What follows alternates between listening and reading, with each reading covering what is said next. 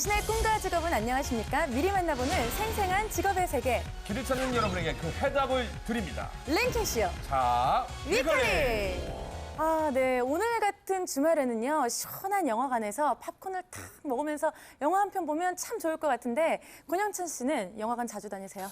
옛날엔 자주 갔는데 요즘엔 한 밤 11시 넘어서 애들 재우고 가니까. 근데 낮에 볼 때는 애들이랑 같이 보니까 뭐 애니메이션, 만화 영화, 네. 그리고 로봇 나오는 영화 저도 로봇 되게 좋아하는데. 근데 네. 오늘의 주제가 뭐 이 영화와 관련된 겁니까? 네. 로봇과 관련된 겁니까? 네, 맞습니다. 네. 이 로봇이 요리를 하는가 하면 커피를 타고 그리고 실제로 드론이 택배를 배달하는 일이 영화 속 일이 아니라 미래 현실로 다가온다고 합니다. 맞다. 얼마 전에 보니까요. 이제는 책도 로봇이 쓰고 그 보셨잖아요. 이세돌이랑 알파고. 네. 그러고 보면 미래 우리 직업 다 로봇한테 뺏기는 거 아니에요? 네, 충분히 가능성이 있는 일이라고 합니다. 이 전문가들은요, 불과 10년 후에 로봇에게 일자리를 뺏기는 직업이 나타날 거라고 하는데요. 자, 그래서 오늘은요, 10년 후에 어떤 직업이 각광받고 또 어떤 직업들이 사라질지 이야기 나눠보도록 하겠습니다. 자, 그럼 본격적으로 시작해 볼게요. 랭킹쇼 자, 위클리! 우리나라 직업 수 11,400여 개. 수많은 직업 중에 미래를 맡길 수 있는 평생 직장은 무엇일까? 기계 발달로 더 세분화되고 전문직이 늘어나는 이때. 10년 후 어떤 직업이 각광받고 어떤 직업이 사라질까? 10년 후 취업자 수 증가하는 직업 베스트 5. 네, 오늘도 한서희, 안성훈 학생 나와주셨고요. 안녕하세요. 안녕하세요. 반갑습니다. 네, 취업 컨설턴트 박우식 대표님 나와주셨습니다. 안녕하세요. 네, 안녕하세요. 반갑습니다. 박우식입니다. 네. 얼마 전에 이 이세돌 구단과 또 인공지능 프로그램 알파고의 세기의 대결 정말 흥미진진했는데 정말 어떻게 이런 일이 생겼을지 굉장히 신기했거든요. 다들 어떻게 보셨어요? 제가 어디서 봤는데 그게 알파고가 컴퓨터 300대가 동시에 돌아간다고 하더라고요. 그래서 그게 1대 300의 싸움이라고 해서 이세돌 씨도 대단하고 정말 알파고도 대단하다 싶은 생각이 들었어요. 네, 1대 100도 아니고 1대 300. 네. 저는 그걸 보면서 사실 굉장히 충격을 많이 받았어요. 이제 우리나라가 과연 이제 앞으로 이제 사람이 과연 어떤 일을 해야 될까? 사실 이제 제 직업적인 측면에서 좀 고민이 많이 됐었고, 우리나라가 지금 입시 위주의 교육이잖아요. 이런 교육이 많이 바뀌어야 되지 않을까라는 생각도 들었습니다. 그래서 학생들에게 좀 더 문제 해결 역량을 가르쳐 줄 수 있는 그런 교육의 어떤 일대 혁신이 좀 필요하지 않나라는 생각도 들었습니다. 저는 네. 그 장면을 보고요. 사실은 그 알파고가 혼자서 한 게 아니라 그 알파고에 지시한 내용을 사람이 또 대의로 해주는 거였잖아요. 근데 저는 그거보다는 전체적인 역시 구글의 마케팅 실력은 대단하다. 왜냐면은 한국이라는 나라에 이세돌이라는 구단을 딱 집어갖고 그걸 전 세계적으로 홍보하는 거. 사실은 어찌 보면은 뭐 인공지능도 중요하긴 한데 정말 사람 위에 뛰는 사람이 있고 뛰는 사람 위에 나는 사람이 있다는 거. 그게 마케팅 전략이 다시 한번 놀랐습니다. 저는 정말 신기하다 이러면서 보기만 했는데 굉장히 좀 깊은 생각들을 하셨네요. 네, 성은 씨는 어떻게 보셨어요? 저는 좀 오히려 무서웠어요. 자꾸 인간의 영역을 침범당하는 느낌이기도 하고 이래서 언젠가는 저도 기계로 대체되지 않을까 하는 생각이 들더라고요. 영화를 너무 몇 많이 년 후에는 봤어요. 우리가 여기 기계가 앉아있을 수 있을 거야. 네. 근데 사실 그러고 보면 우리 주위에 좀 지금은 없어진 직업들이 많은 것 같다는 생각이 들어요. 저 어릴 때만 해도 이 운동회나 또 입학식, 졸업식, 또 어린이날 이렇게 놀이공원을 가다 보면 사진을 찍어주는 사진사분들이 있었거든요. 근데 요즘은 좀 보기가 힘들어요. 이렇게 좀 요즘 보기 힘든 직업들이 또 있을 것 같은데 어떤 게 있을까요? 그러니까 예를 들어서 금방 얘기했던 저희 아버님이 후암동에서 해바라기 사진을 하셨거든요. 근데 제가 그때 얘기했잖아요. 특히 졸업식 시즌이면요. 아르바이트가 굉장히 짭짤한 게 필름을 학교에서 팔잖아요. 한 학교에서만 그때 당시 돈으로 10만 원 넘게 벌었으니까 오죽했겠어요. 우와. 근데 요즘에는요. 필름을 팔아도 안 팔려. 왜? 네. 전부 스마트폰이 대체를 했기 때문에 그러니까 그것도 없어진 풍경이 벌써 한 10년은 넘은 것 같아요. 졸업식에서 필름 사세요. 근데 네. 사진관과 함께 없어진 거죠. 네. 우리 학생들은 그렇게 사진 찍어주시는 분들 본 적 있어요? 아니요, 저는 한 번도 못 봤어요. 이게 세대 차이. 세대 차이가 갑자기. 세대 차이. 저도 못 봤다고 할 걸 그랬나 봐요. 대표님, 네. 어떻게 저는 보세요? 그 어릴 때 시골에서 자란 우리 그 대표님은 아실지 모르겠지만은 버스를 타면 안내양이 있었어요. 있었죠. 네, 기억하세요? 전 모르겠네요. 아니 없어, 아니 진짜 몰라서 모른다고 하시는 방송 거예요? 보고 있는데 버스 출발합니다. 오라 하고 네. 막 사람을 그렇죠. 푸시해서 네. 난리가 났어요. 저 어릴 때만 해도 그 안내양이 굉장히 기억이 남는데 그게 이제 곧 얼마 안 돼서 이제 없어지더라고요. 네. 네. 빠른 경제 성장으로 본의 아니게 이 본인이 종사하는 직업이 사라지거나 또 새로운 직업들이 생겨나고 있는데요. 앞으로 좀 이런 사회 변화에 맞게 취준생이나 우리 학생들이 직업을 좀 선택해야 되지 않을까라는 생각이 듭니다. 그래서 오늘은요, 이 고용노동부 산하기관인 한국고용정보원에서 270개 직업을 대상으로 단기 전망 분석 모형을 통해서 2013년부터 2023년까지 이 인력 수급에 대해 전망을 해봤는데요. 그 자료들을 토대로 차트를 준비를 했습니다. 차트를 열어보기 전에 오늘 전문가 한 분 모시겠습니다. 한국고용정보원의 직업연구센터 김한준 연구위원, 어서 오세요. 네, 안녕하세요. 저는 한국고용정보원에서 우리나라 직업을 연구하고 있습니다. 네. 한국고용정보원 잘 모르는 시청자분들도 계실 것 같은데 과연 어떤 일을 하는 곳이고 그리고 우리 구직자들에게는 또 어떤 도움을 주는지 소개 부탁드릴게요. 네, 한국고용정보원은 우리나라 국민들에게 직업과 일자리에 관련된 선택을 할 수 있도록 도와주는 기관입니다. 대표적인 상품으로는 워크넷을 줄 수가 있는데요. 워크넷이요? 네. 예, 하루에 70 내지 80만 명이 접속을 합니다. 국가가 운영하는 무료 취업 포탈인데요. 일자리를 원하는 사람들에게는 구인 정보를 제공하고 그다음에 인재를 원하는 기업에게는 구직 정보를 제공해서 구인자와 구직자를 서로 연결을 시켜줍니다. 그리고 이제 취업을 하려고 하는데 능력이 좀 부족하다 그러면 직업 훈련을 받아야 돼요. 그래서 직업 훈련 과정이 어떤 게 있고 어떻게 훈련을 받을 수 있다를 안내해주는 직업 훈련 전산망도 있고요. 그 취업을 했는데 기업이 어려우면은 실업급여를 받아야 되거든요.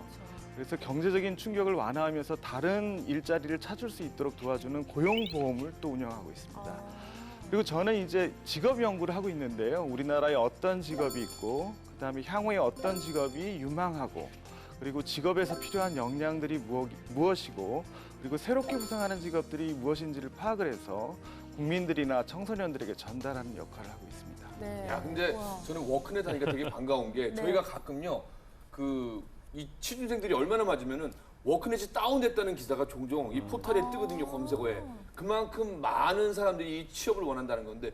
근데 박사님, 그냥 제가 좀 단순하게 요즘에 일자리가 없는 거잖아요. 그러면 정부에서는 좀 더 일자리를 많이 만들면 되지 않을까라고 맞아요. 생각했는데 또 그게 쉽지가 않은가 봐요. 지금 뭐 청년층 취업이 한창 문제가 되고 있는데요. 정부에서도 다양한 노력을 하고 있습니다. 근데 어떤 직장이나 일자리를 단순히 만들어서 취업률이 올라가면 얼마나 좋겠습니까만 그렇게 쉽지는 않습니다. 왜냐하면은 이게 직업이나 일자리라는 것은 수요가 존재를 해야 되고요. 필요에 의해서. 예, 지속 가능해야 됩니다. 예를 들어서 김밥 가게를 하나 차렸다. 그럼 인력이 필요하니까 일자리나 직업이 필요하다 이렇게 생각을 할 수 있지만은 그거를 사는 사람이 있어야 되고 또 다른 김밥 가게하고 경쟁을 해야 되는 거죠. 그래서 직업에서 제공을 하는 서비스나 제품을 사고 그것을 지속적으로 운영할 수 있어야 됩니다. 예를 들면은 요즘 그 빅데이터가 한창 인기를 끌고 있는데요. 기업에서는 이런 빅데이터를 분석을 해서 기업의 중장기 전략을 수립을 하고 그다음에 고객들을 대상으로 어떤 제품을 판매할 것인지를 의사결정을 할 수가 있습니다. 근데 이 빅데이터를 활용을 해서 이걸 의미 있는 결과를 도출하고 미래를 예측할 수 있다면은 그 분야가 굉장히 유망하고 기업은 그 서비스를 필요로 하는 거죠. 그래서 직업이 생기고 일자리가 생기려면은 관련 분야의 산업이나 그 성장 이런 것들이 돼야지만 일자리가 생기는 것입니다. 네. 과거에 비해서 우리 이제 직업도 굉장히 다양해진 것 같아요. 이제 우리나라에 있는 직업의 종류가 제가 알기로 한 15,000개 정도 된다고 알고 있는데요. 예. 다른 나라와 비교했을 때는 지금 어느 정도 수준이라고 박사님 보시는가요? 한국고용정보원의 직업 사전에 의하자면 2014년도 기준으로 14,900개의 직업이 있는데요. 이게 좀 많다라고 생각하시는 분들도 있지만은 미국의 직업 사전에 수록되어 있는 직업하고 비교를 해보게 되면은 약 3만 개로요. 우리나라가 한 반 정도밖에 안 됩니다. 근데 그 이유를 저는 크게 두 가지로 보는데요. 첫 번째는 우리나라 직업이 전문화 세분화가 덜 돼 있습니다. 예를 들어서 간호사 하면은 연상되는 직업명이 몇 개 정도 되세요? 간호조무사, 그다음에 뭐 가정, 뭐 산업, 뭐 등등 해가지고 한 10개 정도 남짓이 있는데 미국에는 간호하는 대상이라든지 그다음에 수행하는 직무에 따라서 약 30개 이상의 간호사 타이틀이 있는 직업을 거예요. 세분하고 전문화해놨다. 그렇죠. 예. 그래서 전문화 세분화가 우리나라가 아직 덜 돼 있다라는 것이 첫 번째 이유이고요. 두 번째 이유는 우리나라에는 없는데 외국에는 있는 직업들이 있어요. 그래서 그런 직업들 때문에 우리나라 직업 수가 다소 적은데요. 산업이 고도화되면서 앞으로 직업 수가 더 많아질 것으로 생각합니다. 네. 오로지 이 직업 연구에 외길을 걸어오신 직업의 신 김 박사님과 함께 오늘 차트를 하나하나 풀어보면서 얘기를 좀 나눠볼 텐데요. 자, 10년 후에 취업자 수가 증가하는 직업 베스트 5에 대해서 이야기를 나눠보겠습니다. 네. 5위부터 한번 알아볼까요? 먼저 5위입니다. 짜자잔. 직업 상담사 및 취업 알선원. 최악의 취업난과 높은 이직률로 직업 정보가 중요해지고 있다. 구직자에겐 적성과 흥미에 알맞은 일자리 정보를 제공하고 구인자에겐 직무 역량이 뛰어난 인재를 추천해주는 직업 상담사 및 취업 알선원. 네, 일단 이번 랭킹은요, 이 연평균 증가율로 조사가 되었다는 점을 좀 먼저 말씀을 드리겠습니다. 취업 알선원이라고 하면 취업 컨설턴트인데, 그러면은 대표님 지금 하고 계신 그렇죠. 직업이잖아요. 축하드립니다. 그리고 상담이라고 하면 또 권영선 네. 씨가 지금 상담 쪽이신데, 제가 보기엔 두 분이 좀 성경지명이 대단하신 것 같은데, 나중에 뭐 코스닥 상장하고 이러시는 거 아닌가 모르겠어요. 근데 사실은 이제 저도 나이가 먹어서 이제 석사를 공부하고 또 상담 코칭을 공부했고 이제 지금은 박사 과정에서는 이제 사회, 문화, 심리를 이렇게 또 복합적으로 공부하거든요. 네. 근데 제가 하다 보니까 사람들이 자꾸 묻는 게 뭐냐면은 기계가 못하는 것 중에 하나가 요즘에 증권업에 보면요. 이 주식 정보를 기계가 다 써서 기사를 쫙쫙쫙 내보내는데 사실은 사람에 대한 이성적인 얘기 때문에 여러 가지 다양하게 생각하고 복합적이잖아요. 네. 그래서 또 저한테 맞으니까 사실은 미래가 보인다는 게 아니라 저랑 맞으니까 있는데 어떻게 또 5위에 올랐으니까 막 어깨가 기분 되게 펴지는 좋으실 것 거예요. 같은데. 한턱 쏠까요 내가 오늘? 네. 툭 쏘세요. 네. 대표님은요, 되게 기분 좋으실 것 같아요. 예, 저도 이제 그 2010년도에 사실 이제 취업 컨설턴트라는 일을 시작했는데 그 당시만 해도 이 취업 컨설턴트라는 직업 자체가 그렇게 흔하지 않았었거든요. 제가 근데 그렇죠. 앞으로 이 취업 컨설턴트라는 직업이 유망할 거라고 생각했었던 이유는 뭐냐면 그때부터 이제 IMF를 좀 거치면서 우리나라에서도 이제 갈수록 좀 취업이 어려워지는 상황이었어요. 네. 그러니까 기업에서도 채용 선발 과정이 과거에보다 많이 좀 복잡해지는 그런 좀 측면들이 있었거든요. 네. 그래서 앞으로 이런 취업 컨설턴트라는 직업 좀 유망해질 거라고 좀 생각했었고, 네. 뭐 앞으로 이제 지금 보면은 뭐 중학교에서도 진로 교육이 강화되고, 대학에서도 취업 교육이 강화되고, 이제 경력직들의 어떤 이직 교육이라든가, 네. 뭐 전직 교육, 경력 단절 여성들의 재취업, 은퇴자 교육 이런 것이 다 이제 취업과 연결되기 때문에 앞으로 이 취업 같은 컨설턴트 직업은 좀 유망하지 않을까라는 생각이 듭니다. 네. 어쨌든 이 직업 관련, 이 취업자 수가 좀 증가를 할 거라는 전망인데, 박사님께서는 어떻게 보시나요? 우리 한국고용정보원의 통계에 의하자면요, 네. 직업 상담사 및 취업 알선원이 지금 현재 3만 명 정도가 됩니다. 근데 이 수치의 의미를 좀 설명을 드려야 될 것 같은데 연평균 증가율이 3.0%다. 그러면은 지금 있는 취업자 수보다 10년 후에는 30%가 증가한다는 얘기예요. 그래서 예를 들어서 10,000명이면은 10년 후에는 13,000명이 될 거라는 거고요. 그래서 3만 명이니까 앞으로 10년 후인 2024년도에는 30% 증가하니까 39,000명이 되나요? 그렇게 이제 해석을 하시면 좋을 것 같고요. 이런 그 취업자 수가 증가하는 이유를 저는 두 가지로 봅니다. 첫 번째는 사람들을 채용하는 데 있어서 사람 중심보다는 이제 직무 중심으로 채용이 많이 이루어져서 취업 컨설팅이라든지 직업 상담의 수요가 증가를 하고 있고요. 두 번째는 뭐냐면은 우리나라 인구 구조 중에서 베이비 부머가 아주 탄탄한 층을 형성을 하고 있거든요. 이분들이 퇴직 러쉬를 하고 있습니다. 그래서 이분들의 전직 지원을 돕기 위한 수요가 증가를 하고 있다. 이게 저는 두 가지 이유라고 봅니다. 네. 근데 사실 요즘에 결혼을 하면서 경력이 단절된 여성들, 주부들, 경단녀라고 하죠. 요즘 상담사 취업에도 관심이 참 많다고 하던데요. 지금 또 상담 심리학과 교수님이시잖아요. 네네네. 학생들 가르치면서 좀 앞으로 취업 전망 어떻게 보시나요? 저는 좀 좋다고 보는 게요. 우리 여성분들의 숫자가 한 7이라면 남성은 한 3에서 4 정도가 되는데요.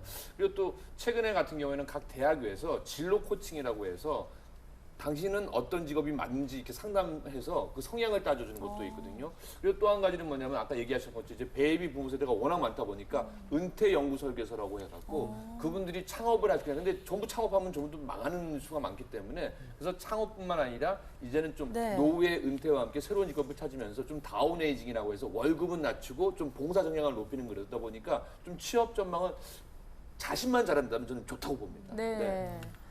저는 박사님께 여쭤보고 싶은 게 아무래도 직업을 선택할 때에는 연봉을 빼놓을 수가 없잖아요. 네. 그러면은 연봉을 좀 많이 받는 직업에는 어떤 직업이 있어요?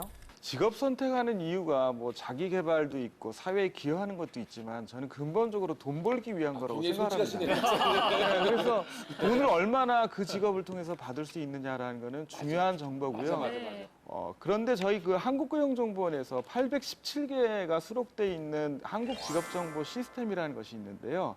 이 정보 시스템에 자료를 올리기 위해서 매년 조사를 합니다. 2015년도에 조사를 해봤더니 817개 직업 중에서 가장 임금을 많이 받는 직업은 기업 고위 임원이었어요. 그래서 한 1억 6천 정도 받았고요. 그다음에 2위가 도선사라는 직업입니다. 이 직업이 어떤 직업인지 아시나요? 커다란 배를 항구에 정착할 수 있도록 안내해주는 사람인데요. 그분들이 약 1억 3천 정도로 집계가 어우, 됐고요. 기업 고임원이라고. 네, 그다음에 이제 국회의원 분들도 높았고 대학 총장, 의사, 그다음에 항공기 조종사 이런 분들도 거의 1억이 넘는 거의 수준의 연봉을 받는 분들입니다. 근데 한 가지 제가 드리고 싶은 이야기는 뭐냐면은 왜 이게 그 제가 아는 프로야구 선수들은 수십억을 받기도 하고 그런데 왜 이런 목록이 없느냐 이렇게 생각하시는 분들이 있는데 그러니까요. 이게 평균 임금이에요, 평균. 그래서 수십억을 받는 사람들도 있지만 2군에서 2, 3천만 원 받으면서 운동하는 분들도 다 직업적으로 보게 되면 프로야구 선수거든요. 그래서 평균은 평균일 뿐이다. 그래서 참고를 하되 이게 그 직업에서 활동하는 영역이라든지 자신의 능력에 따라서 그 평균보다 훨씬 더 높아질 수도 있고 낮아질 수도 있다. 그 얘기를 꼭 드리고 그 싶습니다. 안에서도 금수저, 흑수저가 가요. 네. 5위 알아봤는데요. 10년 후 취업자 수 증가하는 직업 4위 바로 알아보도록 하겠습니다. 4위입니다. 10년 후에는 어떤 직업이 짜잔? 환경공학 기술자 및 연구원. 친환경에 대한 관심이 높아지고 있는 이때 급성장하고 있는 녹색 산업 분야, 자연 친화적인 산업 현장, 공해 방지, 환경오염의 방지 대책과 개선 방안을 연구하는 환경공학 기술자 및 연구원. 요즘 기업에서도 환경을 고려한 제품들이 참 많이 생산이 되고 있는데 앞으로 이 녹색 산업 분야가 굉장히 급속한 성장을 할 거라고 제가 알고 있는데 어떻게 보시나요, 대표님? 예. 지금 뭐 우리 그 지구촌 사회의 가장 큰 이슈가 사실 기후 변화하고 화석 연료 고갈에 대한 네. 부분들이거든요. 그러다 보니까 전 세계적으로 이 녹색 산업의 시장 규모가 한 1,000조 정도 규모가 되고 연평균 한 3% 정도의 성장세를 계속 가져오고 있다고 하거든요. 그래서 앞으로는 이런 신재생 에너지 분야라든가 요즘 뭐 탄소 배출권 거래제도 이제 도입이 됐고 네. 그다음에 이제 다양한 산업 분야에서 이제 에너지 절감, 에너지 효율을 높이는 측면에서의 어떤 그 제품이나 서비스들이 계속적으로 개발될 예정이기 때문에 네. 이 녹색 산업 분야는 계속적인 성장이 이어질 거라고 예상을 할 수 있을 것 같습니다. 네. 네. 그리고 또 중요한 게 최근에 뭐 가습기 살균제 같은 문제가 맞아요. 또 크게 폭발했잖아요. 네. 그럼 뭐냐면은 그런 걸로 해서 정말 귀한 생명들이 정말 어마어마하거든요. 그러다 보니까 주부 입장에서는 또 아이를 키우는 입장에서는 자꾸 친환경이 붙었느냐 또 웰빙이 붙었느냐 또 최근에는 고령화 시대가 되면서 뭐가 좋더라 하면 또 그 건강식품인데 사실은 웰빙이고 또 환경이잖아요. 네. 심지어는 뭐 페인트도 친환경 페인트 뭘 맞아요. 없앴습니다. 그게 유행하다 보니까 제가 봤을 때는 지속적으로 계속 발전할 것 같아요. 네. 이런 녹색 직업이 뜨는 이유와 또 앞으로 어떤 직업들에 주목을 하면 좀 좋을까요, 박사님? 다들 잘 설명을 하셨는데요. 환경공학자는 두 가지 업무로 크게 구분할 수 있습니다. 친환경적인 제품을 개발을 하는 부분이 있고 그다음에 에너지 절감과 관련된 분야에서 하는 게 있는데요. 말씀하셨듯이 이산화탄소 때문에 하나뿐인 지구가 망가지고 있습니다. 빈산이 녹고 있고 사막이 넓어지고 있고 기후변화 때문에 폭설이라든지 뭐 폭우 이런 것들이 내려서 전 세계적으로 이렇게 골치를 앓고 있는데요. 그래서 파리 협약에서 기후 이산화탄소 양을 줄이기 위한 그 협약을 맺었어요. 그래서 각 국가마다 이산화탄소를 줄여야 됩니다. 이게 무슨 얘기냐면요. 1리터에 10km 갈 수 있는 자동차를 개발하던 사람이 예를 들어서 20km, 30km 갈 수 있는 자동차를 개발한다면은 훨씬 더 연료를 절약할 수가 있는 거죠. 소위 말로 대박이죠. 그렇죠. 예. 그다음에 이제 똑같은 전자 제품이라도 소모 전력이 적은 그런 전자 제품을 개발하는 게 이산화탄소의 양을 줄이는 것과 모두 다 관련이 돼 있고요. 말씀하셨듯이 태양이라든지 바람이라든지 뭐 지열 이런 재생 가능한 근원으로부터 에너지를 얻는 신재생 에너지 분야도 유망합니다. 박사님이 주로 이제 연구하시는 분야가 이제 신직업이라고 제가 알고 있는데 그 박사님이 이제 근무하시는 곳에서도 매년 이제 유명한 신직업 한 100여 개 정도 이제 소개하고 이제 알려주는 역할을 하고 계신다고 제가 알고 있거든요. 근데 지금 우리나라가 보면 제조업 중심으로 이제 성장을 해왔지만 제조업의 어떤 성장이 하는 게 일자리가 이제 늘어나는 부분들이 이제 한계에 많이 좀 봉착을 했는데 앞으로 이제 일자리 확대 측면에서 어떤 신직업을 우리가 좀 더 관심 있고 주의해서 좀 봐야 될까 좀 박사님께 좀 여쭤보고 싶습니다. 말씀하셨듯이 제조업 분야의 성장 동력이 많이 둔화가 됐습니다. 뭐 철강이라든지 조선은 요즘 어려운 거 잘 아실 테고요. 철강 같은 거나 건설은 많이 경기가 이제 둔화돼서 중국에 좀 밀리기도 하고요.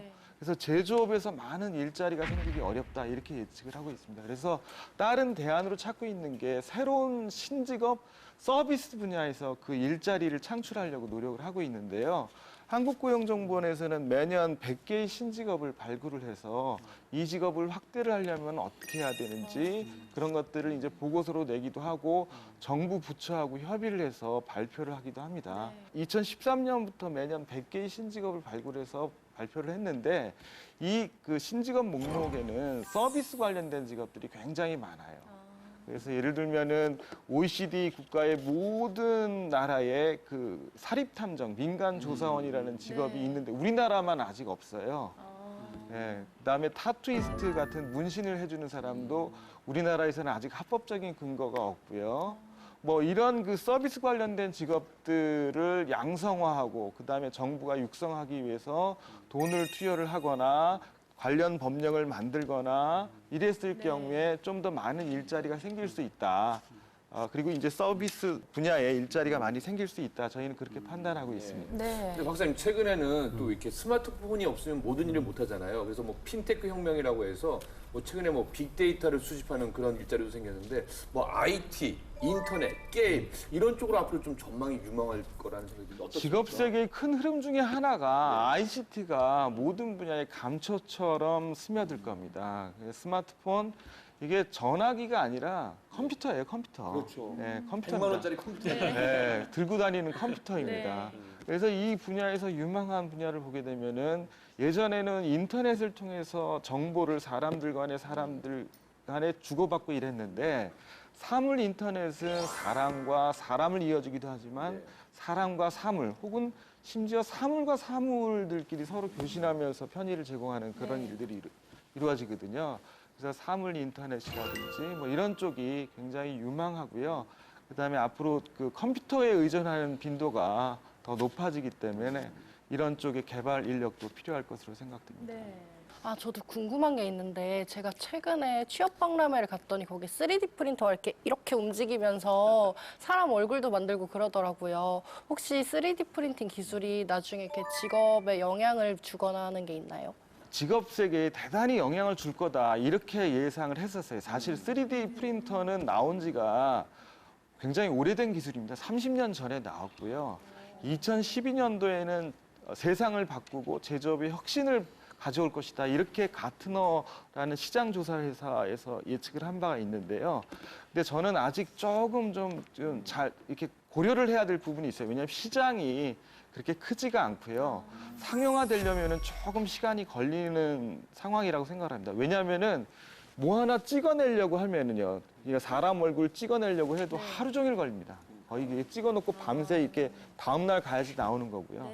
그다음에 이게 찍어내는 제품의 재료가 이게 상용하려면 이렇게 딱딱한 것들이 많이 있어야 되는데 그런 것들이 좀 재질이 이렇게 딱딱한 게 별로 없어요. 그래서 상용화시키는 데 좀 어려움이 있고요.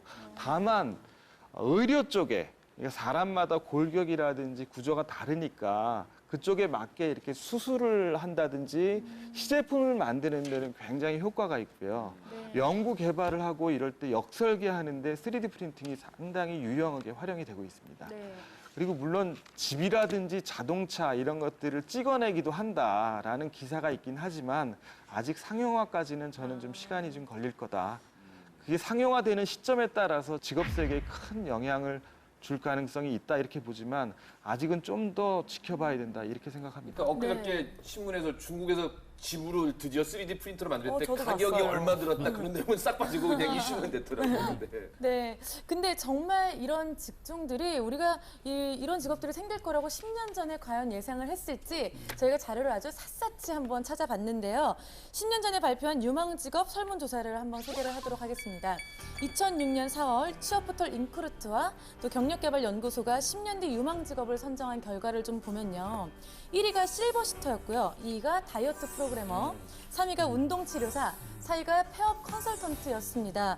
요즘 상황을 보면 정말 쪽집게처럼 좀 잘 집어낸 것 같은데 요즘 정말로 이런 직업에 대한 선호도 높아지고 있나요, 대표님? 네, 방금 우리 MC님께서 말씀하신 그 네 가지 직업 가운데에서도 특히 이제 실버시터라든가 그다음에 다이어트 프로그래머 같은 직업들은 요즘 많이 좀 네. 활성화된 것 같아요. 이제 뭐 실버시터 같은 경우에는 우리나라가 지금 2025년에 65세 인구가 전체 인구에서 20%가 넘는 초고령 사회에 진입하거든요. 최근에 이제 통계 자료에 의하면 이 노인 요양원들이 굉장히 많이 빠르게 증가하고 있어요. 그 노인 요양원을 설립하기 위해서는 요양보호사들을 의무적으로 채용하게 돼 있거든요. 네. 이제 그 요양보호사가 사실 이제 실버시터 역할을 이제 한다라고 좀 보면 될 것 네. 같고요. 그리고 미국에서 가장 큰 이제 그 요양보호 서비스를 제공하는 회사가 최근에 이제 우리나라까지 진출한 상황이라고 보면 네. 이 앞으로 이제 이런 실버시터나 이 요양보호사 같은 직업들은 계속적인 이제 수요가 좀 증가할 거라고 좀 예상할 수 있을 것 같고요. 이 다이어트 프로그래머 같은 경우에도 요즘 이제 그 우리나라 이제 평균 수명을 보면 여성분들이 남성분보다 더 높거든요. 더 네. 오래 산다고 이제 통계가 나오는데 그 이유 중에 하나가 뭐냐면 남성분들은 상대적으로 자기 관리를 잘 안 해서 이제 비만 환자들이 사실 더 많다고 해요. 근데 이제 여성분들 같은 경우에는 이제 우리 사회가 아무래도 여성을 바라보는 시각이 좀 더 이제 뭐 날씬하기를 원하고 화장 안 하면 좀 이상한 거, 예의가 없는 것처럼 생각하고, 그러니까 체형 관리를 좀 요구하는 그런 측면들이 좀 있다 보니까 체형 관리를 이제 스스로가 좀 많이 하는 거죠. 그렇다 보니까 이 여성들은 자기가 정상적인 체중을 갖고 있더라도 살이 많이 쪘다고 생각하시는 분들이 의외로 굉장히 많다고. 네. 그러니까 그런 분들이 아무래도 이제 다이어트에 대한 관심을 갖고 그런 전문가를 찾는 비중들이 높아지다 보니까 그런 이제 직업에 대한 수요들도 이제 많이 좀 증가하고 있는 상황이라고 볼 수 있을 것 같고요. 그다음에 이제 운동치료사나 아직 폐업 컨설턴트 같은 경우에는 제가 봤을 때는 아직 시장에서 이게 직업적으로 완전히 자리 잡았다고 좀 보기는 아직까지는 좀 어려운 측면들이 있지 않나라는 생각이 네. 들어요. 예. 폐업 컨설턴트가 사실 전 굉장히 생소하게 생각을 했었는데 꽤 많은 분들이 지금 그런 직업을 갖고 계시더라고요. 근데 뭐 제가 판단했을 때 이 폐업 컨설턴트가 이제 사실 이제 우리나라가 자영업자 비중이 상당히 높다 보니까 폐업하는 비율도 더 상당히 높기 때문에 근데 이제 상식적으로 좀 생각을 해도 폐업이라는 것이 사실 이제 자기가 하던 일이 잘 안 돼서 이제 하는 거잖아요. 근데 그것을 또 폐업 컨설턴트한테 돈을 주고 뭔가 이제 그 의뢰를 한다라는 부분들이 네. 좀 아직은 심리적 저항감들이 좀 있는 것 같아요. 이제 물론 이제 그런 폐업 컨설턴트란 직업으로서 하시는 분들보다는 이제 경영 컨설턴트 하시는 분들이 이제 폐업 관련해서 이제 조언도 하고 재취업 관련해서 조언해주고 좀 약간 이런 역할로서 조금 직업적인 의미 그 자리매김하고 있지 네. 않나라는 생각이 듭니다. 저는 가슴이 좀 아픈 것 같아요. 이 직업 들을 때마다. 아, 네. 예, 폐업할 때 얼마나 그 피해를 좀 줄일까 이렇게 컨설팅을 받는 거잖아요. 그러니까 그렇죠.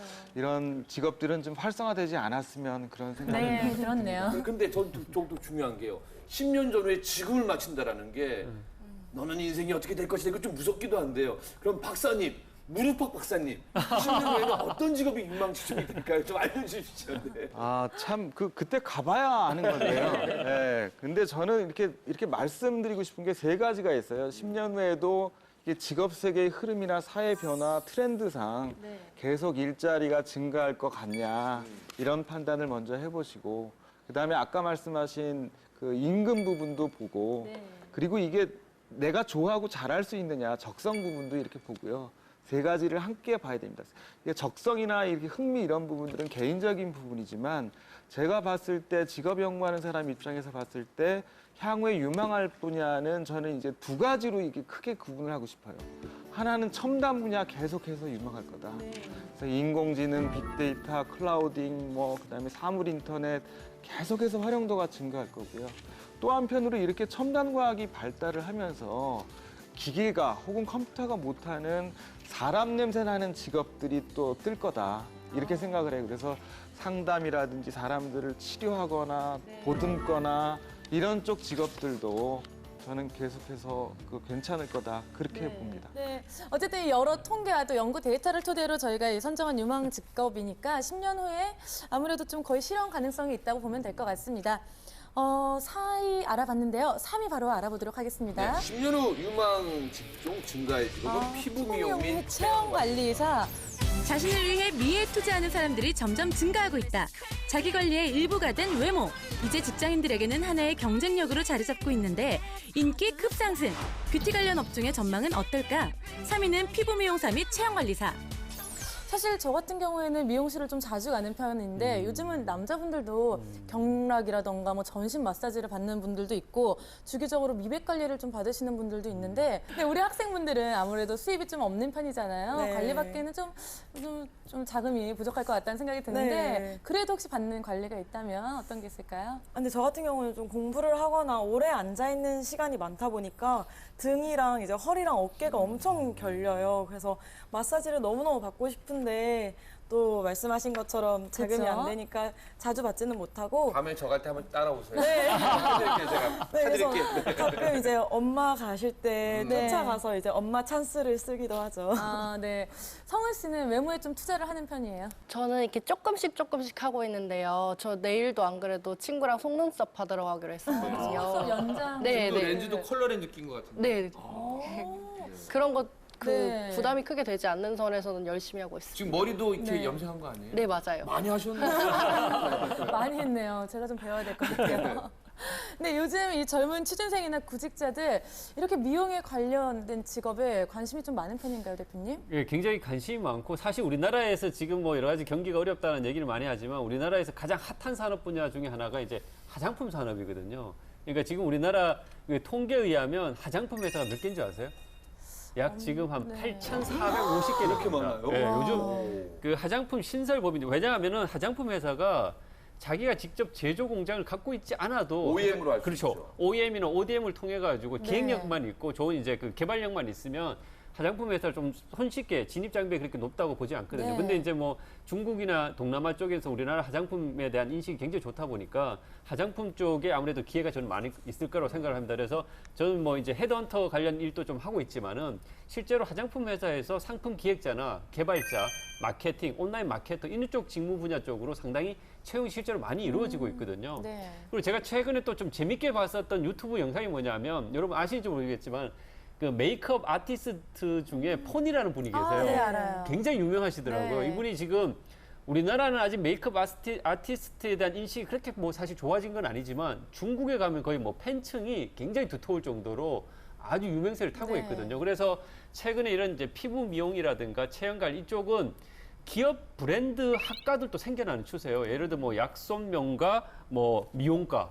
그러니까 약손명가라는 마사지 회사에서 브랜드가 예, 그렇죠. 있는데요. 전문대와 네. 협약을 맺어서 그런 이제 과를 실제로 만들었어요. 그다음에 이제 뭐 학과를 만든 그렇죠. 거예요? 예, 주노 헤어 디자인 학과 뭐 이런 것도 이제 생겨나고 있거든요. 그래서 이런 피부 미용이나 체형 관리 이쪽 분야는 앞으로 네. 상당히 유망하다라고 좀 볼 수 있을 것 같다는 생각이 듭니다. 네. 저희 통계로 보겠는데 미용사 관련된 직업에 종사하는 사람이 약 18만 명 정도가 있습니다. 근데 남녀노소 불문하고 생활 수준 상관없이 자기 외모에 대한 관리라든지 이런 것들을 자기 관리로 인식을 하기 때문에 앞으로도 계속 수요는 있을 것이다. 저는 그렇게 생각하고요. 다만 미용하고 이용사가 있는데 네. 저희가 통계를 보게 되니까 이용사는 계속 줄어들고 사라지는 있더라고요. 그래서 목욕탕이나 가야지 요즘 발견할 수 네. 있는 정도인데요. 미용사는 어떤 머리 깎는 것뿐만 아니라 여러 가지 미와 관련된 이렇게 지원을 하기 때문에 계속해서 증가할 것으로 저는 봅니다. 저는 깜짝 놀란 게 우리나라는 한 15,000개 정도인데 미국은 3만 개라고 하니까 그럼 더 늘려야 되는데 정부에서도 일자리 창출을 위해서 외국에만 있는 직업을 40여 개를 좀 육성한다는 얘기를 들었는데 아까 얘기하신 게 그게 바로 고용정보원에서 하는 일이죠. 네, 한국고용정보원이 고용노동부와 함께 신직업 연구를 해서 이런 것들을 일자리를 확대하려면 어떻게 해야 되느냐 연구를 2013년도부터 시작을 그럼 했습니다. 어떤 직종들이 있나요? 이 직종에는 굉장히 300개 직종을 다 설명하기는 어려운데요. 특이한 것 몇 개만 소개를 한다면은 디지털 장의사라는 직업이 있고요. 그러니까 컴퓨터 공간상에서 남겨둔 흔적을 고인이 남긴 흔적을 지워주는 역할을 하는 사람들이에요. 근데 요즘에는 연예인과 같은 이런 분들이 자기 평판이나 명성을 관리하기 위해서 SNS를 관리한다든지 이런 일들로 이제 성격이 바뀌어지고 이름이 있고요. 디지털 장의사. 예, 그다음에 또 뭐 이혼 플래너라는 사람도 있고요. 이혼을 하는데 자꾸 왜 했냐 이런 거 물어보는 게 귀찮으니까 기획을 해가지고 이제 갈라섭니다. 뭐 이런 행사를 기획하기도 하는 일본에서는 이미 많이 이혼 저도 이런 플래너라는 영상을 본 그런 적이 것도 있네요. 있고요. 네. 그다음에 우리나라에는 아직 합법적으로 인정을 받지 못하고 있는데 동물 간호사라는 직업이 있어요. 간호사요? 이게 동물병원에 가면 수의사가 있는데 네. 수의사를 도와서 주사도 놓고 체열도 하고 네. 이런 분들이에요.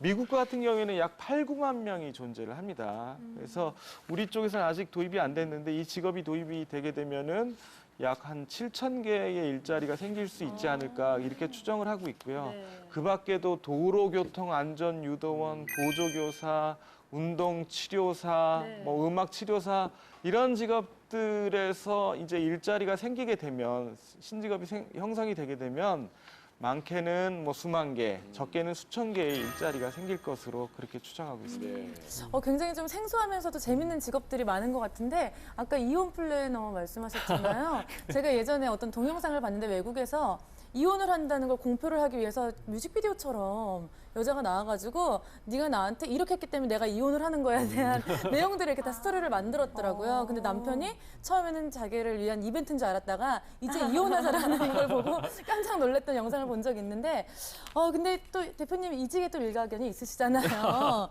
10년을 내다보고 또 전직 전문가로 예. 또 좀 직업을 바꿔보시는 건 어떨지. 그렇죠.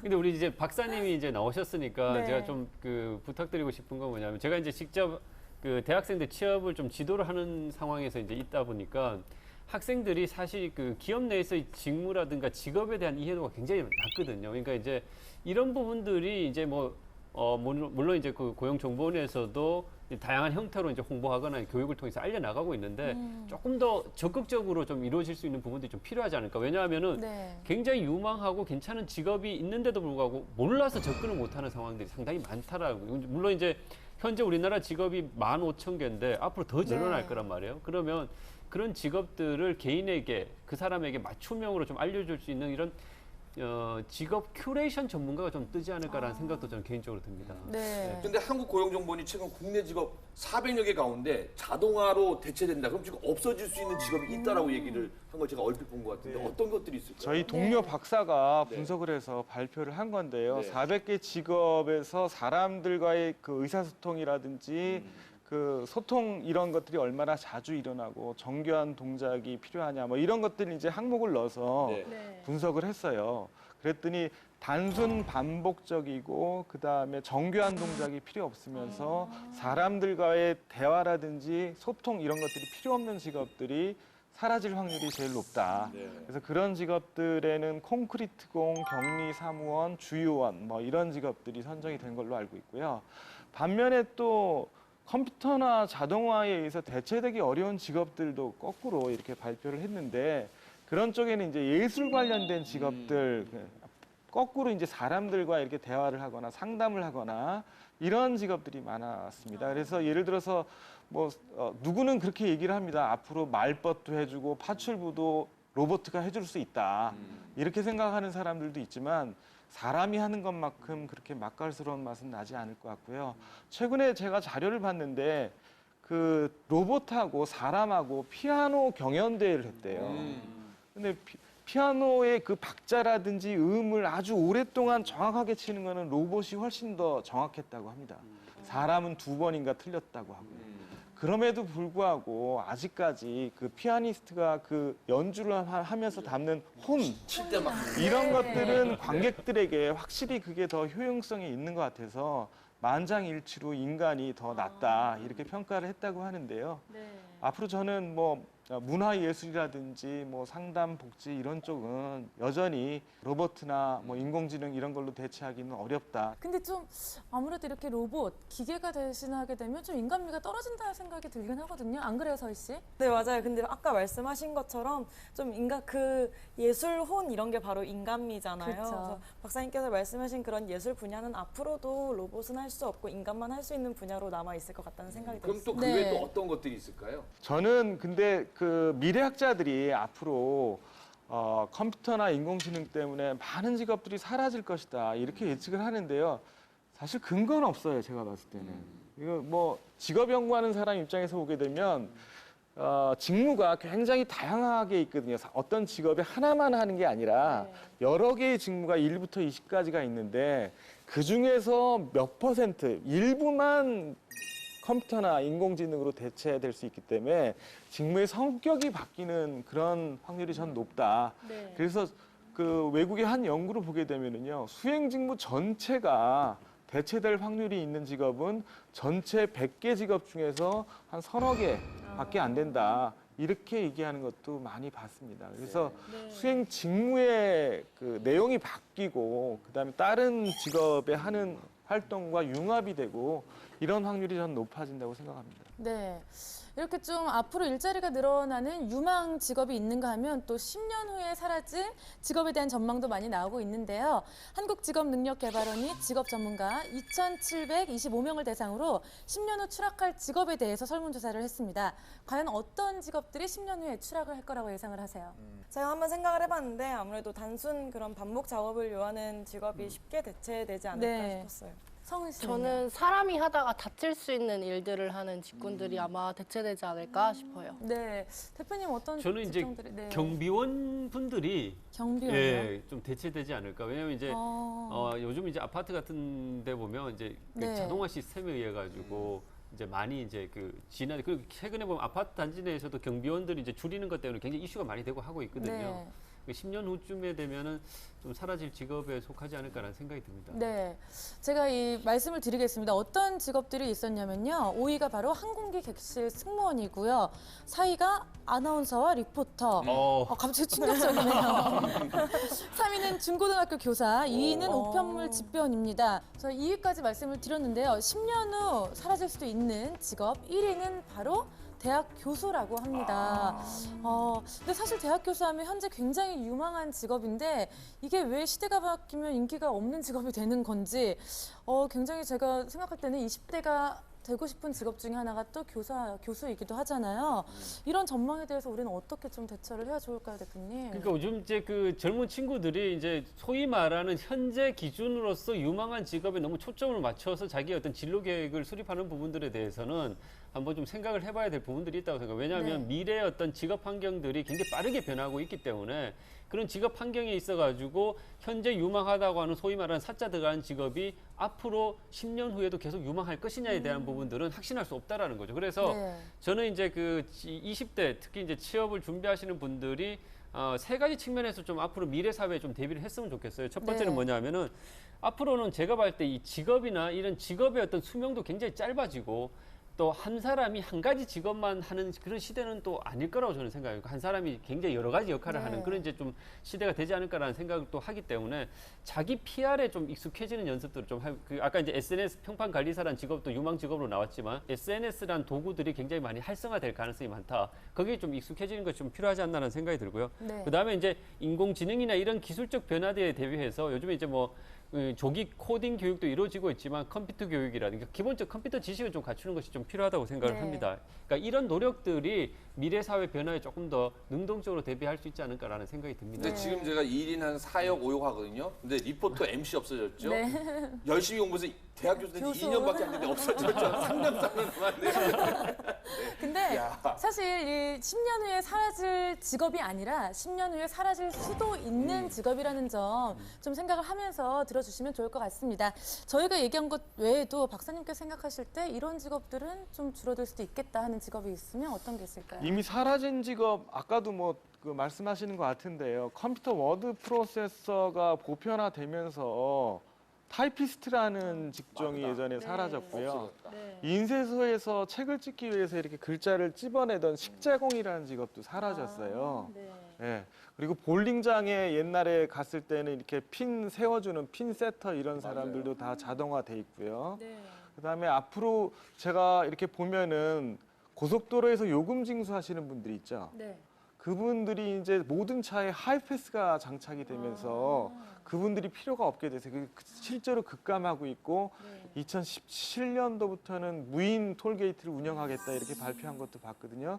그런 직업, 그러니까 직업이 사라질 거냐 안 사라질 거냐 이런 거 따질 때는 자동화 뭐 대상이 되는지 이런 것들을 봐야 됩니다. 그리고 혹자는 또 그 상점 같은 데 가면은 마트에 가면 캐시어라고 해서 이렇게 바코드 찍고 계산해 주시는 분들이 있잖아요.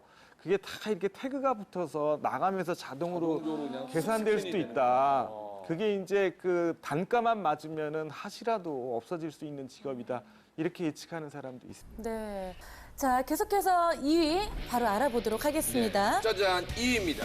컴퓨터 보안 전문가. 네. IT 산업이 발달하면서 더 심각해지고 있는 정보 유출 문제.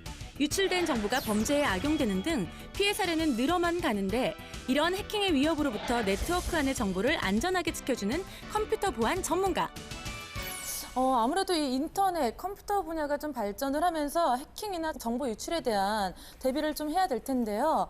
우리 학생들은 컴퓨터 보안 전문가에 대해서 좀 알고 계시나요? 전 예전에 컴퓨터가 한번 해킹이 됐어서 네이버에 어떻게 하면 될까 검색을 해보다가 한번 들어본 적이 있어요. 네. 서희 씨는요? 저는 사실 한 번도 들어본 적이 없어요. 네. 박사님, 이 컴퓨터 보안 전문가 과연 어떤 직업이고 앞으로 전망은 어떤가요? 전망은 상당히 밝고요. 왜냐하면은 그 컴퓨터에 있는 정보를 누가 빼가거나 변조를 시켰다고 생각을 해보세요. 엄청난 피해죠. 네. 회사 입장에서 보게 되면은 그 회사의 기밀, 고객 정보가 노출이 됐기 때문에 고소를 당할 수도 있고 회사의 이미지가 나빠질 수가 있기 때문에요. 전사적인 차원에서 보안에 신경을 씁니다. 그다음에 이제 바이러스 같은 것들이 나타나면 컴퓨터를 못 쓰게 되니까 그거를 대처하고 복원하는 컴퓨터 보안 전문가가 유망한 거죠. 네. 자, 이쯤 돼서 제가 준비한 게 있습니다. 우시경에게 우가 네, 좀 톡삭되지만서도 첫 번째 질문입니다. 평소에 서버 및 네트워크 운영에 대해서 무척 관심 많은 대학 졸업한 남학생입니다. 이래저래 정말 고민이 많답니다. 전공은 공대 전자 쪽으로 했는데 영 적성에 맞지 않습니다. 중학교 때부터 컴퓨터 뜯어고치고 하는 걸 좋아했는데요. 그래서 최근 대규모 디도스 공격도 있었고 하니까 네트워크 관리사 혹은 CCNA 쪽으로 전망이 좋다고 하는데요. 네트워크 관리사 분야에서 이런 틈새 분야가 어떤 게 있을까를 질문했습니다. 근데 먼저 네트워크 관리사 CCNA가 뭔가요, 대표님? 그러니까 이제 그 네트워크 관리사나 CCNA 같은 자격증 같은 경우에는 우리가 이제 그 기업 같은 경우에는 다양한 유무선 그 통신망 체계를 구축해야 되거든요. 그래서 이제 그런 일을 담당하는 것이 이제 네트워크 엔지니어라는 직업을 가지신 분들이 이제 그런 역할을 하는 것이고요. 그러니까 이 질문하신 분 같은 경우에는 이제 본인이 전작가를 전공하셨는데 과연 이 일을 할 수 있겠냐라는 질문하셨는데 이쪽 같은 경우에는 뭐 학력이나 전공에 대한 제한이 있는 건 아닙니다. 그래서 관련 자격증이 있으면 이제 그 질문하신 네트워크 관리사나 CCNA 같은 경우에는 이렇게 네트워크 장비가 우리나라에서 쓰는 대부분의 네트워크 장비가 한 90% 가까이가 시스코사라는 데서 네트워크 장비를 만든 거거든요. 그러니까 이 시스코라는 회사에서 주관을 하는 시험이 CCNA라는 시험입니다. 그러니까 여기 이제 CCNA라는 시험은 상시적으로 시험을 치를 수가 있어요. 이제 IT 관련한 학원에서 이제 상시적으로 사실 시험이 이루어지는데 이런 자격증을 취득하거나 국가에서 주관하는 네트워크 관리사라는 자격증이 있습니다. 그 자격증을 취득하신 분들 같은 경우에는 이런 통신회사라든가 네트워크를 구축하는 회사라든가 기업 내에서의 어떤 네트워크 관리자 이쪽 분야로 이제 취업을 할 수 있는 것이죠. 네. 자, 그럼 이제 두 번째 질문입니다. 우식이 오빠에게 뭐 이거는 여학생입니다. 내년이면 사회 초년생이 될지도 모르는 예비 사회인 4학년 여대생입니다. 여름방학이 지나고 마지막 학기가 시작되면 끝이라는 생각에 정말 많은 걱정이 앞서는데요. 더군다나 인문계열이다 보니 취업에 대해서 고민이 큽니다. 앞으로 어떤 직업이 미래가 밝은지 어느 분야로 취업 준비하면 좋은지 우식이 오빠 궁금합니다. 네. 그러니까 질문하신 분의 어떤 정보만 가지고 정확하게 사실 말씀드리긴 좀 어려워요. 이분이 이제 그 질문하신 분의 정보는 일단 4학년이라는 것과 여대생, 인문계열이라는 것밖에 사실 정보가 없거든요. 그래서 이 정보를 가지고 제가 좀 말씀을 드리면 기본적으로 기업에서 산업 분야에서 여학생들이 좀 선호되는 산업 분야가 있어요. 기본적으로 네. 그런 산업 분야에 조금 더 관심을 일단 좀 기본적으로 가져주는 게 좋겠다. 왜냐하면 아예 저도 이제 기업에 있어봤지만 남자를 선호하는 직무와 산업 분야가 있거든요. 근데 남자를 선호하기보단 여자를 선호하는 산업 분야 대표적인 게 화장품 회사. 저도 이제 화장품 회사도 잠깐 있었지만 상대적으로 이제 여성들이 좀 더 접근하기 쉬운 산업 분야라고 볼 수 있고요. 그 다음에 이제 뭐 교육회사라든가 호텔, 관광, 여행 이런 쪽 산업 분야 같은 경우, 그 다음에 이제 또 금융 쪽에서도 이제 은행 이런 쪽 같은 경우에는 이제 여직원들에 대한 상대적 차별이나 여직원들이 상대적으로 좀 우대되는 경향들도 있기 때문에 이런 쪽 분야를 조금 관심을 가져주는 게 좀 필요하다고 생각하고 기업 내에서 구체적 직무 분야 같은 경우에는 제가 아까 좀 말씀드렸듯이 화장품 내에서는 이제 상품 기획이나 마케터, 특히 이제 온라인 쪽 관련 마케터 분야 쪽은 수요가 계속적으로 있습니다. 그래서 인문계열 학생들, 특히 여학생들에 대한 선호도도 있기 때문에 그쪽 분야에 좀 관심을 가져주면 좋을 것 같고요. 또 최근에 유통 분야 쪽에서는 이제 중국 관광객들이 우리나라에 많이 오기 때문에 면세점이나 우리나라 뭐 백화점 이런 쪽에서의 그 여학생들에 대한 수요가 또 꽤 있습니다. 그래서 중국어를 공부하셔가지고 그쪽 분야도 좀 관심을 좀 가져주는 것도 좀 좋다고 생각을 합니다. 네. 박사님은 좀 정보 좀 주세요. 네, 인구론, 뭐 문송 이런 얘기가 많이 나오는데요. 인문계열 취업이 너무 어렵다고 해서 나온 얘기죠. 인문계의 90%가 논다, 문과라서 죄송합니다. 뭐 이런 표현이죠. 근데 저희 직업 연구를 통해서 이렇게 보게 되면은요, 저는 좀 제안을 하고 싶은 부분이 인문계열 학생들이 그 기획력이라든지 창의력이라든지 의사소통, 언어 능력 이런 쪽이 뛰어나요. 뛰어나더라고요. 그런데 이것만 가지고는 뭔가 좀 부족해. 그래서 자기의 필살기가 될 수 있는 다른 능력을 부과해가지고 융합을 해서 직업을 갖게 되면 장점이 있다. 저는 그렇게 생각을 합니다. 그래서 예를 들면은 언어를 잘하는 사람이 우리나라에 온 외국인 환자가 그 의료 서비스를 많이 받으려고 하거든요. 그럼 외국인 환자와 의사를 이렇게 통역을 해주는 그런 역할도 할 수 있고요. 언어 능력에 의료 능력을 더해서 글쓰기 능력이 뛰어난 건 인문계열 학생들의 특성이거든요. 거기에 공학적인 지식을 통해서 기업에서 만든 제품이나 소프트웨어에 대한 설명을 쉽게 일반 사용자들에게 하는 뭐 기술 문서 작성가가 될 수도 있고요. 그 밖에도 뭐 언어를 잘하는 사람이 이슬람 문화권에 대한 이해를 갖고 할랄 산업에 진출을 한다든지 그다음에 보안 지식을 갖추어서 산업 보안 요원을 한다든지 이런 직업들이 상당히 많이 있어요. 융합 직업들이. 그래서 그런 본인의 특성과 맞는 융합 직업들이 무엇인지를 파악을 하는 것을 권고드리고 싶습니다.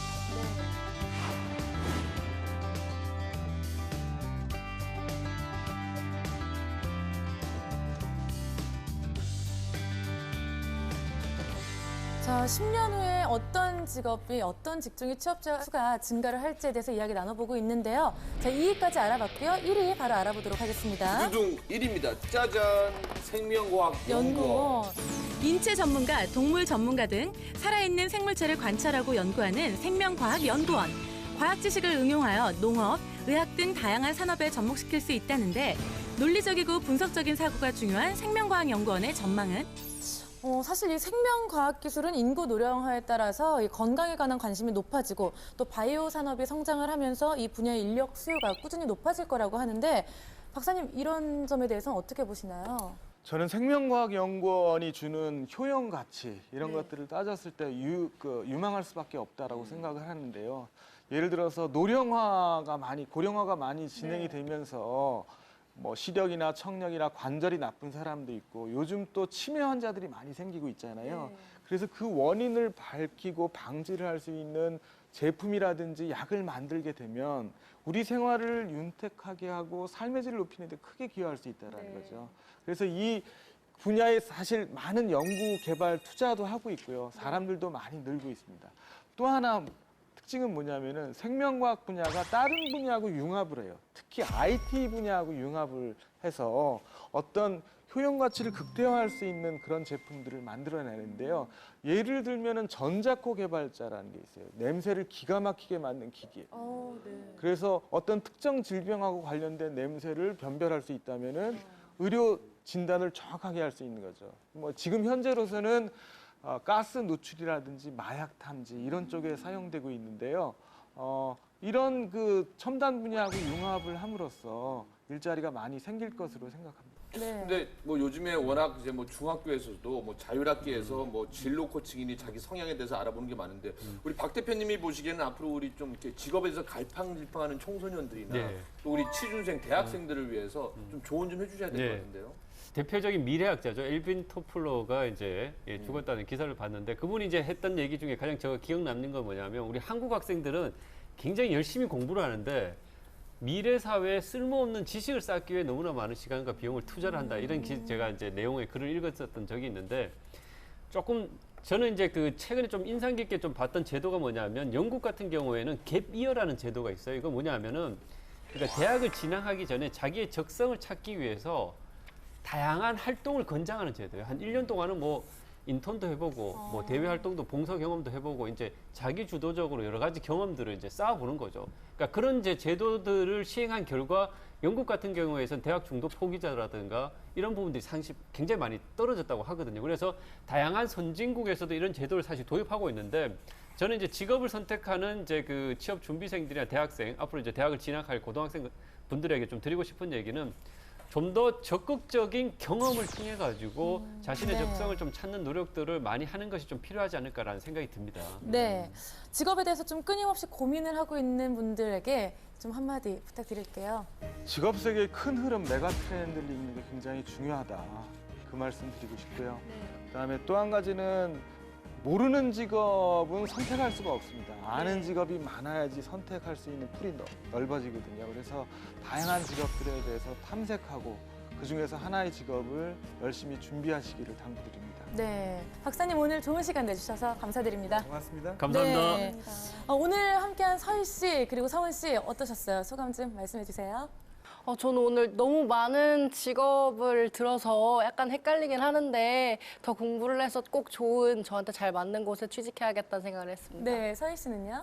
저는 아까 그 10년 뒤에 없어질 수도 있는 직업에 제가 꿈꿨던 세 개가 나왔어요. 교사, 아나운서, 승무원 이렇게. 그래서 좀 굉장히 당황스러웠는데 네. 그래도 꿋꿋이 꿈을 계속 고수해 나가도록 하겠습니다. 네. 사람이 할 일을 인공지능이 대신한다는 것은 좀 빠르고 편리하긴 하지만 한편으로는 사람의 역할이 좀 줄어들고 그로 인해서 직업을 잃게 되지는 않을까 하는 우려도 듭니다. 정확하게 신속하게 일을 처리하는 것보다 좀 수십 년이 지나도 후대에게 물려줄 수 있는 이 천직이라는 마음으로 본인의 직업을 사랑하셨으면 좋겠습니다. 랭킹쇼 자 위클리 못 보신 분들은요 유튜브에서 다시 보실 수 있습니다. 오늘 랭킹쇼 자 위클리 여기서 마치도록 하겠습니다. 고맙습니다. 감사합니다. 수고하셨습니다.